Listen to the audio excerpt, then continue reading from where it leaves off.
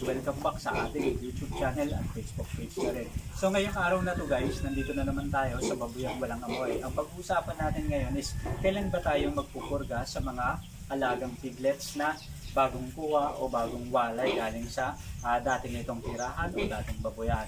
So pag-usapan natin guys at ano ba yung mga magandang vitamins kung nagtitipid tayo at wala tayong gaanong budget. So ano pa pwede natin ibigay sa baboy? Kasi usually guys yung iba kailangan turok, diba? Gusto nila bakuna.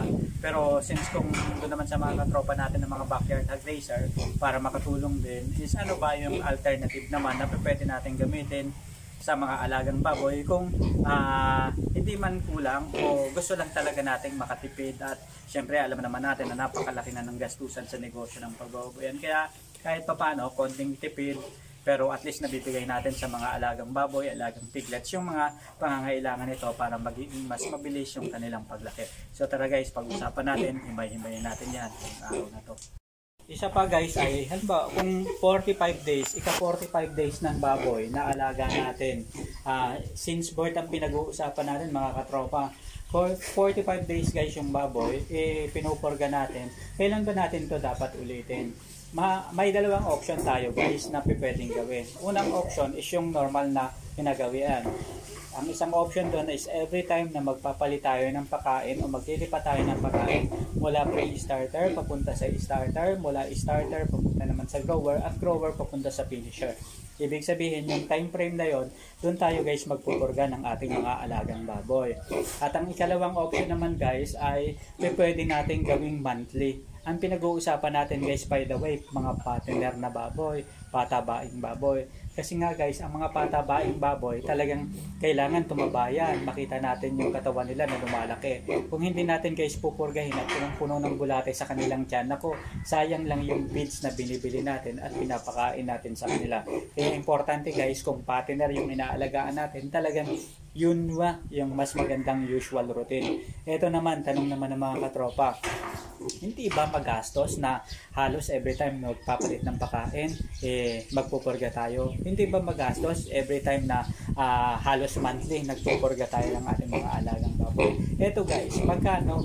Tanong natin, magkano yung presyo ng feeds? Isang sako ng feeds guys, magre-range ng 1,600, 1,800, minsan umaabot pa ng 2,200. Gusto mo ba na yung kinastos mo na 2,000 pesos o 1,800 pesos, hindi mo makita yung resulta sa katawan ng baboy?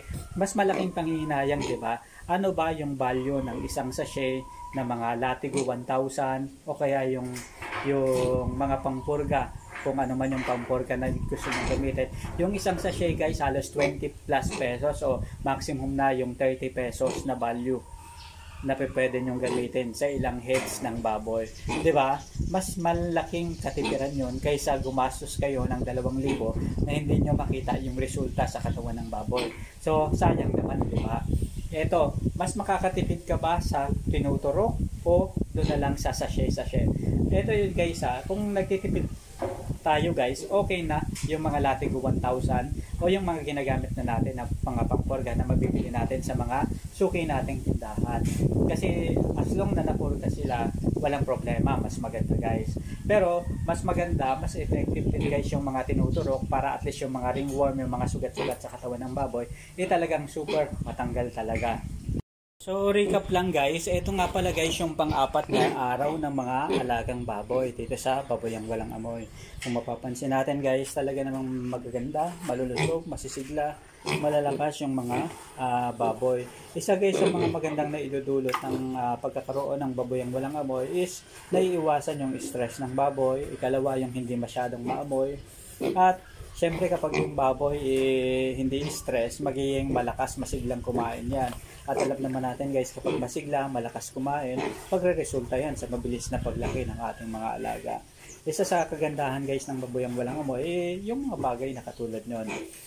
Pag-usapan naman natin ngayon guys, ano ba yung mga dapat gawin kapag bago natin kuha ang mga alagang baboy. Una guys, kapag bagong kuha natin ng mga alagang baboy, so pwede na tayong magpurga. Pag-usapan natin itong sa purga kasi marami tayong mga katropa na nagsasabi, kailan ba tayo dapat magpurga sa baboy at ilang beses ba natin dapat ulit-ulitin yung pagpupurga sa alagang baboy. Well, ang pagpupurga guys ay depende yan sa kung ano yung program mo sa yung baboyan. Kasi may kanya-kanyang baboyan, iba't iba yung program nila at wala namang mali sa program nila. Kung yun yung nakagawian nila at effective sa kanila, walang problema sa ganon. Pero sa atin guys, dun sa normal na sistema ng pagnenegosyo ng baboyan, maaaring magpurga pagkawalay ng baboy mula sa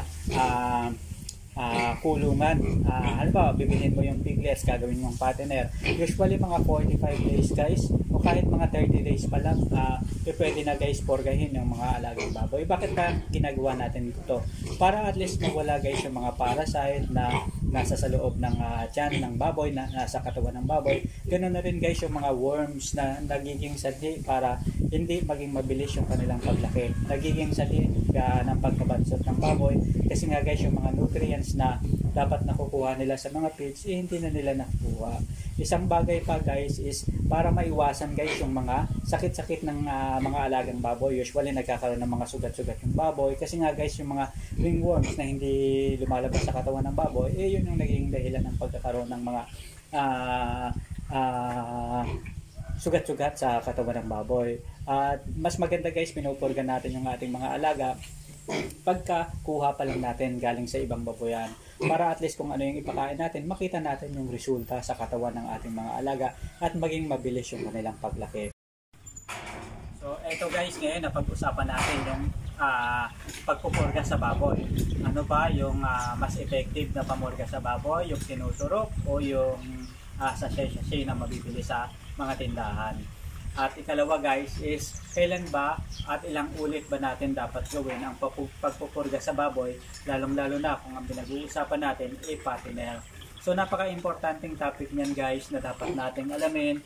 Tayo na mismo sa ating baboyan yung magpasya kung ano yung mas ideal sa atin. Hindi naman guys na required talaga na kailangan natin gawin, pero mas makakabuti na gawin natin kasi nga ito yung usual na halos ginagawa rin ng ibang mga malalaking farm. So kung hindi naman guys mabigat para sa atin, bakit hindi natin gawin, since makakatulong ito para sa mabilis na paglaki ng ating mga alagang baboy.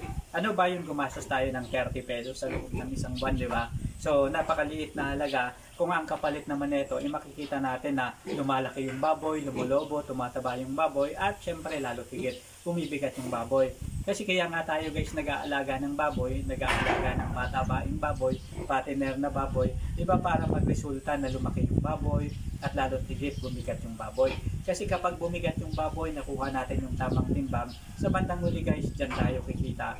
At yan ang pinaka-importante, yung kumita tayo sa negosyo ng pagbaboyan. So guys, maraming salamat sa pagsama sa atin dito pa rin sa episode na to. Ngayong araw na to, tungkol dito sa baboyang walang amoy at pagpupurga nga sa baboy. So hanggang sa muli mga katropa, sama-sama tayong matuto, magnegosyo, at syempre sama-sama tayo sa biyahe ng pag-asenso. Hanggang sa muli mga katrops, maraming salamat at paalam.